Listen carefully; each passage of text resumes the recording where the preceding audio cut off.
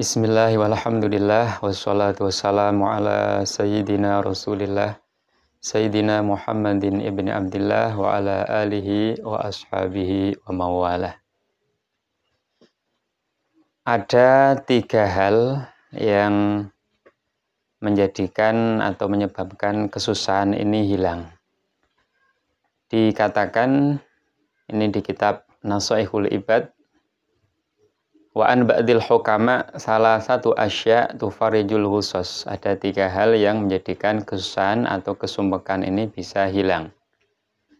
Ini mungkin banyak yang membutuhkan karena kehidupan kita mungkin tidak sepi dari kesusahan, dari kesumpekan, dari kekalutan hati. Semoga apa yang kami sampaikan ini menjadikan kesusahan kita ini bisa hilang berganti dengan kegembiraan. 3 hal yang menyebabkan kesusahan atau kesumpekan ini hilang. Yang pertama di sini dikatakan zikrullah ta'ala, adalah ingat kepada Allah Ta'ala. Jadi hati ini sudah didesain oleh Allah secara fitrah bahwa ketika ingat kepada Allah ini hati akan tenang, akan tentram. Ala bidzikrillah tatmainnul qulub. Sebagaimana perut kita ini kalau lapar butuh makanan, kalau dikasih makanan nanti perut ini akan merasa nyaman. Begitu juga ketika hati ini gundah, hati ini susah, maka ketika berzikir kepada Allah, ingat kepada Allah, nanti kegundahan atau kesusahan itu akan hilang. Zikrullah atau ingat kepada Allah Subhanahu wa ta'ala ini kalau bisa terus menerus secara dawam. Jadi dikatakan bahwa man arada dawamas surur fal yudawim ala dzikr. Orang itu kalau ingin langgeng kebahagiaannya maka hendaknya dia langgeng dalam ingat kepada Allah. Karena ingat kepada Allah ini menjadikan kesusahan kita itu hilang. Akan berganti dengan ladzah atau nikmatnya hati. Ini yang pertama, zikrullahi ta'ala. Berusaha selalu berkoneksi kepada Allah lewat hati kita. Karena hati ini kalau koneksi dengan penciptanya, dengan pemiliknya, nah disinilah hati itu akan merasakan kenikmatan dan penyakit-penyakit hati dengan kita berzikir kepada Allah itu akan hilang. Kemudian yang kedua, waliqa'u auliyai, bertemu dengan para kekasih Allah.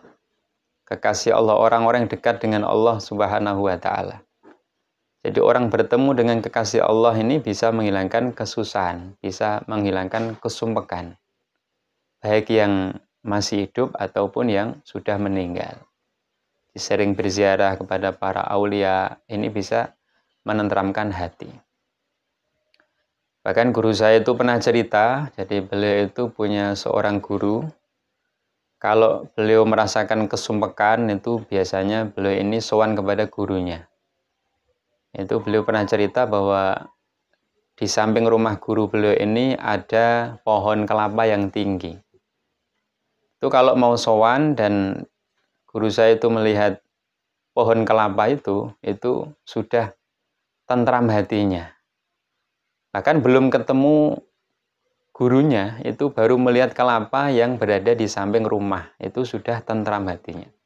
Bagaimana lingkungan itu bisa kena aura orang-orang soleh ini sehingga menjadikan orang yang melihat itu hilang kegundahannya, hilang kesumpekannya. Maka banyak orang yang bertemu dengan para wali, para kekasih Allah, orang-orang yang dekat dengan Allah ini seperti itu. Jadi ketika sumpek, ketika gelisah, itu baru sowan. Kadang-kadang belum sowan, berada di depan rumahnya, itu kadang kesumpekannya itu sudah hilang.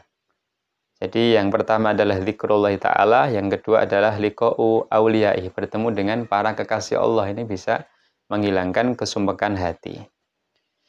Yang ketiga dikatakan di sini wa kalamul hukama. Jadi mendengar kalam orang-orang yang ahli hikmah. Ahli hikmah ini adalah orang-orang yang bisa memberi motivasi, Jadi ketika kita gundah, ketika kita susah, itu dengan mendengar motivasi dari para ulama. Nah, kalau tadi kan hanya bertemu itu bisa menghilangkan susah. Yang ketiga ini mendengarkan kalamul hukama. Kadang-kadang orang itu dalam kekalutan, kemudian mendengar satu motivasi yang membangkitkan semangatnya, itu bisa menghilangkan kesusahan.